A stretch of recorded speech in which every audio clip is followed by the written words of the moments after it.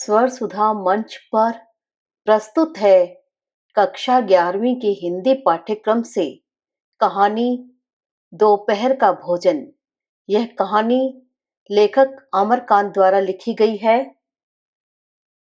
सिद्धेश्वरी ने खाना बनाने के बाद चूल्हे को बुझा दिया और दोनों घुटनों के बीच सिर रखकर शायद पैर की उंगलियां या जमीन पर चलते चींटे चींटियों को देखने लगी। अचानक उसे मालूम हुआ कि बहुत देर से उसे प्यास लगी है। वह मतवाले की तरह उठी और गगरे से लोटा भर पानी लेकर गट गट चढ़ा गई। खाली पानी उसके कलेजे में लग गया और वह हाय राम कहकर वहीं जमीन पर लेट गई। लगभग आधे घंटे तक वहीं उसी तरह पड़ी रहने के बाद उसके जी में जी आया। वह बैठ गई, आंखों को मल मल कर इधर उधर देखा और फिर उसकी दृष्टि ओसारे में आध टूटे खटोले पर सोए अपने 6 वर्षीय लड़के प्रमोद पर जम गई। लड़का नंग धड़ंग पड़ा था। उसके गले तथा छाती की हड्डियां साफ दिखाई देती थी। उसके हाथ पैर बासी ककड़ियों की तरह सूखे तथा बेजान पड़े थे और उसका पेट हंडिया की तरह फूला हुआ था। उसका मुंह खुला हुआ था और उस पर अनगिनत मक्खियां उड़ रही थी।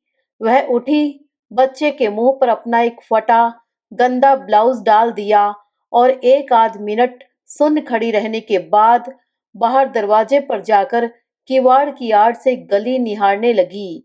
12 बज चुके थे। धूप अत्यंत तेज थी और कभी-कभी एक दो व्यक्ति सिर पर तौलिया या गमछा रखे हुए या मजबूती से छाता ताने हुए फुर्ती के साथ लपकते हुए सामने से गुजर जाते। 10-15 मिनट तक वह उसी तरह खड़ी रही। फिर उसके चेहरे पर व्यग्रता फैल गई और उसने आसमान तथा कड़ी धूप की ओर चिंता से देखा। एक दो क्षण बाद जब उसने सिर को किवाड़ से काफी आगे बढ़कर गली के छोर की तरफ निहारा तो उसका बड़ा लड़का रामचंद्र धीरे धीरे घर की ओर सरकता नजर आया। उसने फुर्ती से एक लोटा पानी ओसारे की चौकी के पास नीचे रख दिया और चौके में जाकर खाने के स्थान को जल्दी जल्दी पानी से लीपने पोतने लगी। वहां पीढ़ा रखकर उसने सिर को दरवाजे की ओर घुमाया ही था कि रामचंद्र ने अंदर कदम रखा। रामचंद्र आकर धम से चौकी पर बैठ गया और फिर वहीं बेजान सा लेट गया। उसका मुंह लाल तथा चढ़ा हुआ था। उसके बाल अस्त व्यस्त थे और उसके फटे पुराने जूतों पर गर्द जमी हुई थी। सिद्धेश्वरी की पहले हिम्मत नहीं हुई कि उसके पास जाए और वह वहीं से भयभीत हिरनी की भांति सिर उचका घुमाकर बेटे को व्यग्रता से निहारती रही। किंतु लगभग 10 मिनट बीतने के पश्चात भी जब रामचंद्र नहीं उठा तो वह घबरा गई। पास जाकर पुकारा, बड़कू बड़कू, लेकिन उसके कुछ उत्तर न देने पर डर गई और लड़के की नाक के पास हाथ रख दिया। सांस ठीक से चल रही थी। फिर सिर पर हाथ रखकर देखा, बुखार नहीं था। हाथ के स्पर्श से रामचंद्र ने आंखें खोली। पहले उसने मां की ओर सुस्त नजरों से देखा, फिर झट से उठ बैठा। जूते निकालने और नीचे रखे लोटे के जल से हाथ पैर धोने के बाद वह यंत्र की तरह चौकी पर आकर बैठ गया। सिद्धेश्वरी ने डरते डरते पूछा, खाना तैयार है, यही लाऊं क्या? रामचंद्र ने उठते हुए प्रश्न किया। बाबूजी खा चुके? सिद्धेश्वरी ने चौके की ओर भागते हुए उत्तर दिया, आते ही होंगे। रामचंद्र पीढ़े पर बैठ गया। उसकी उम्र लगभग 21 वर्ष थी। लंबा, दुबला पतला, गोरा रंग, बड़ी बड़ी आंखें तथा होठों पर झुर्रियां। वह एक स्थानीय दैनिक समाचार पत्र के दफ्तर में अपनी तबीयत से प्रूफ रीडरी का काम सीखता था। पिछले साल ही उसने इंटर पास किया था। सिद्धेश्वरी ने खाने की थाली लाकर सामने रख दी और पास ही बैठकर पंखा करने लगी।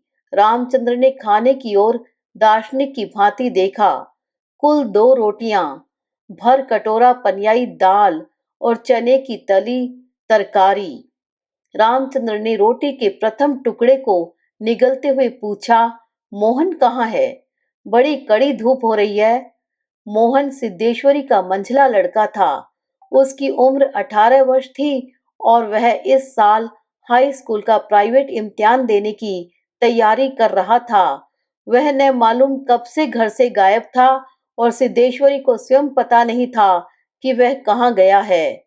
किंतु सच बोलने की उसकी तबीयत नहीं हुई और उसने झूठ मूठ कहा, किसी लड़के के यहाँ पढ़ने गया है, आता ही होगा।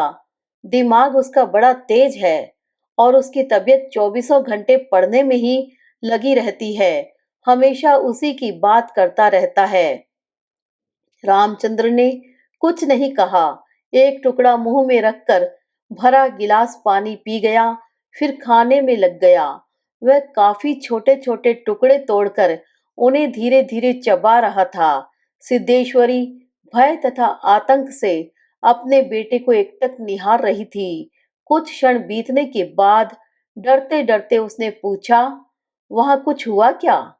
रामचंद्र ने अपनी बड़ी बड़ी भावहीन आंखों से अपनी मां को देखा, फिर नीचा सिर करके कुछ रुखाई से बोला, समय आने पर सब ठीक हो जाएगा। सिद्धेश्वरी चुप रही। धूप और तेज हो गई थी।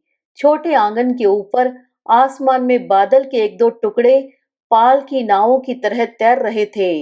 बाहर की गली से गुजरते हुए खड़खड़िया इक्के की आवाज आ रही थी और खटोले पर सोए बालक की सांस का खर खर शब्द सुनाई दे रहा था। रामचंद्र ने अचानक चुप्पी को भंग करते हुए पूछा, प्रमोद खा चुका? सिद्धेश्वरी ने प्रमोद की ओर देखते हुए उदास स्वर में उत्तर दिया, हाँ खा चुका। रोया तो नहीं था? सिद्धेश्वरी फिर झूठ बोल गई, आज तो सचमुच नहीं रोया। वह बड़ा ही होशियार हो गया है। कहता था बड़का भैया के यहाँ जाऊंगा। ऐसा लड़का। पर वह आगे कुछ न बोल सकी, जैसे उसके गले में कुछ अटक गया। कल प्रमोद ने रेवड़ी खाने की जिद पकड़ ली थी और उसके लिए 1.5 घंटे तक रोने के बाद सोया था। रामचंद्र ने कुछ आश्चर्य के साथ अपनी मां की ओर देखा और फिर सिर नीचा करके कुछ तेजी से खाने लगा। थाली में जब रोटी का केवल एक टुकड़ा शेष रह गया, तो सिद्धेश्वरी ने उठने का उपक्रम करते हुए प्रश्न किया, एक रोटी और लाती हूँ। रामचंद्र हाथ से मना करते हुए हड़बड़ाकर बोल पड़ा, नहीं नहीं, जरा भी नहीं, मेरा पेट पहले ही भर चुका है, मैं तो यह भी छोड़ने वाला हूँ, बस अब नहीं। सिद्धेश्वरी ने जिद की, अच्छा आधी ही सही। रामचंद्र बिगड़ उठा, अधिक खिलाकर बीमार डालने की तबीयत है क्या? तुम लोग जरा भी नहीं सोचते हो, बस अपनी जिद। भूख रहती तो क्या ले नहीं लेता? सिद्धेश्वरी जहां की तहां बैठी रह गई। रामचंद्र ने थाली में बचे टुकड़े से हाथ खींच लिया और लोटे की ओर देखते हुए कहा, मां पानी लाओ। सिद्धेश्वरी लोटा लेकर पानी लेने चली गई। रामचंद्र ने कटोरे को उंगलियों से बजाया, फिर हाथ को थाल में रख दिया। एक दो क्षण बाद रोटी के टुकड़े को धीरे से हाथ से उठाकर आंख से निहारा और अंत में इधर उधर देखने के बाद टुकड़े को मुंह में इस सरलता से रख लिया जैसे वह भोजन का ग्रास न होकर पान का बीड़ा हो। मंझला लड़का मोहन आते ही हाथ पैर धोकर पीढ़े पर बैठ गया। वह कुछ सांवला था और उसकी आंखें छोटी थी। उसके चेहरे पर चेचक के दाग थे। वह अपने भाई ही की तरह दुबला पतला था, किंतु उतना लंबा न था। वह उम्र की अपेक्षा कहीं अधिक गंभीर और उदास दिखाई पड़ रहा था। सिद्धेश्वरी ने उसके सामने थाली रखते हुए प्रश्न किया, कहाँ रह गए थे बेटा? भैया पूछ रहा था। मोहन ने रोटी के एक बड़े ग्रास को निगलने की कोशिश करते हुए अस्वाभाविक मोटे स्वर में जवाब दिया, कहीं तो नहीं गया था, यहीं पर था। सिद्धेश्वरी वहीं बैठकर पंखा डुलाती हुई इस तरह बोली जैसे स्वप्न में बड़बड़ा रही हो।